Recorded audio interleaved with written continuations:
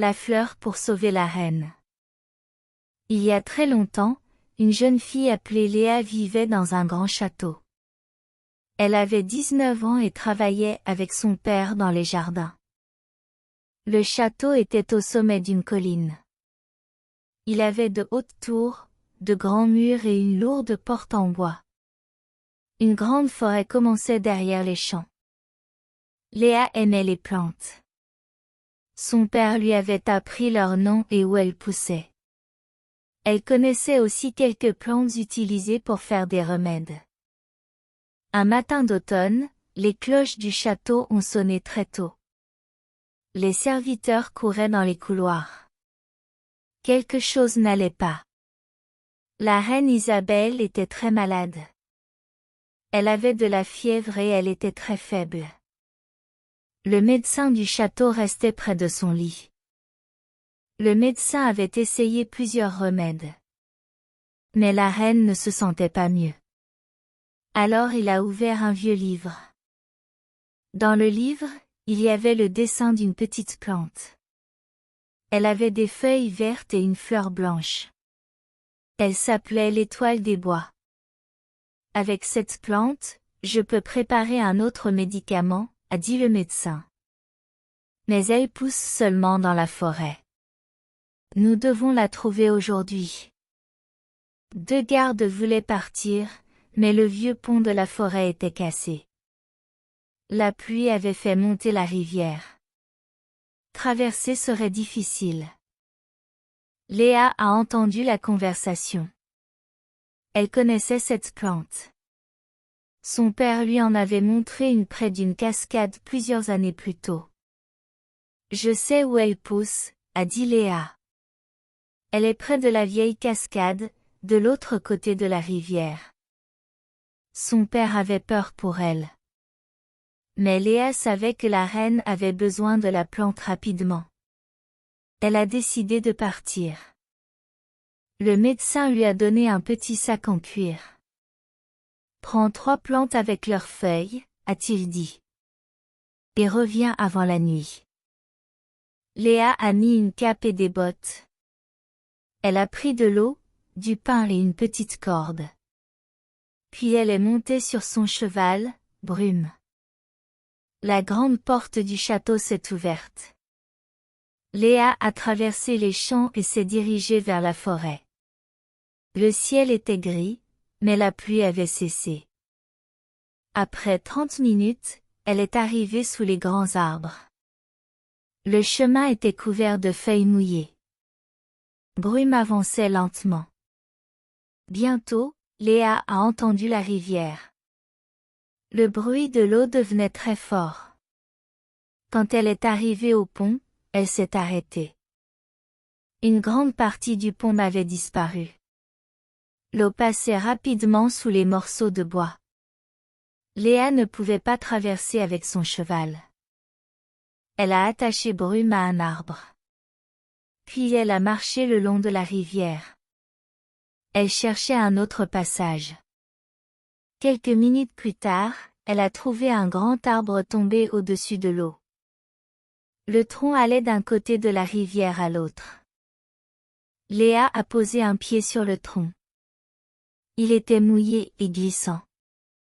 Elle a avancé très lentement. Au milieu de la rivière, son pied a glissé.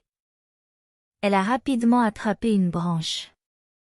Pendant quelques secondes, elle n'a pas bougé.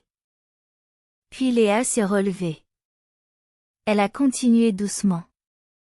Enfin, elle est arrivée de l'autre côté. Elle a suivi le chemin vers la cascade.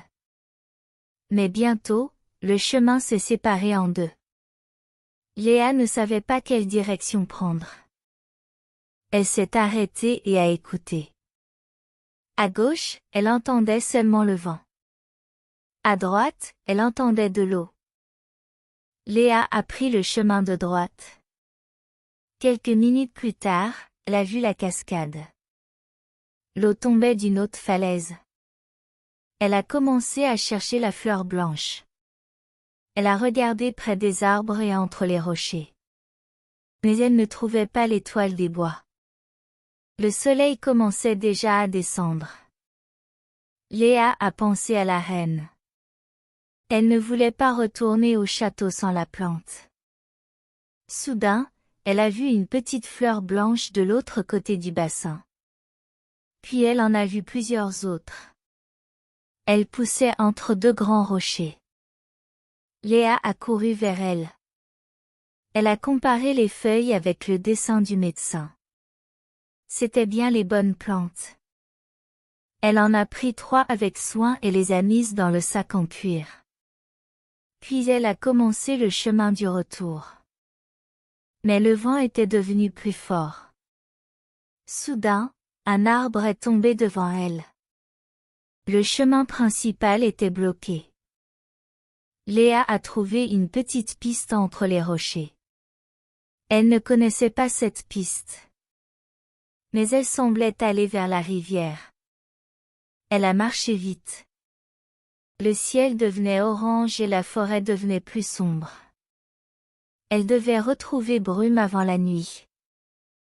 Tout à coup, la piste s'est arrêtée devant un petit ravin. De l'autre côté, Léa pouvait voir le chemin principal. Mais elle ne pouvait pas sauter. Un vieux tronc était couché au-dessus du ravin. Léa a attaché sa corde à un arbre. Puis elle a commencé à traverser. Le bois a bougé sous ses bottes. Léa a continué sans regarder en bas. Quand elle a atteint l'autre côté, le tronc s'est cassé derrière elle. Elle a respiré profondément et a repris le chemin. Quelques minutes plus tard, elle a retrouvé la rivière. Il faisait presque nuit. Léa a traversé le grand arbre une seconde fois.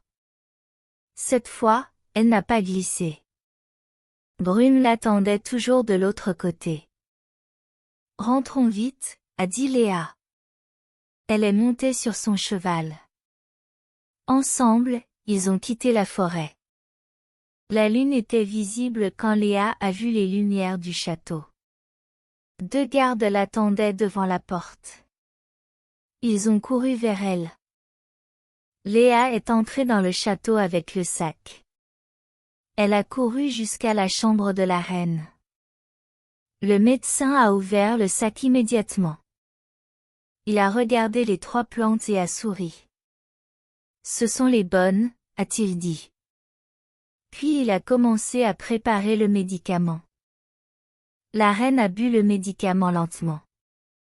Tout le monde a attendu. Pendant la nuit, sa fièvre a commencé à baisser. Le lendemain matin, la reine pouvait parler et manger un peu. Le médecin a dit qu'elle allait mieux. Le roi était très heureux. Le roi a demandé à voir Léa. Tu as été très courageuse, a-t-il dit. Tu as aidé à sauver la reine. Quelques jours plus tard, la reine marchait de nouveau dans le jardin. Elle a demandé à Léa de planter des étoiles des bois près du château. Ainsi, nous en aurons toujours ici, a dit la reine. Léa a souri. Mais elle a gardé sa corde et son vieux sac en cuir. Elle savait que d'autres aventures l'attendaient au-delà des murs du château. Les forêts et les montagnes étaient encore pleines de chemins à découvrir.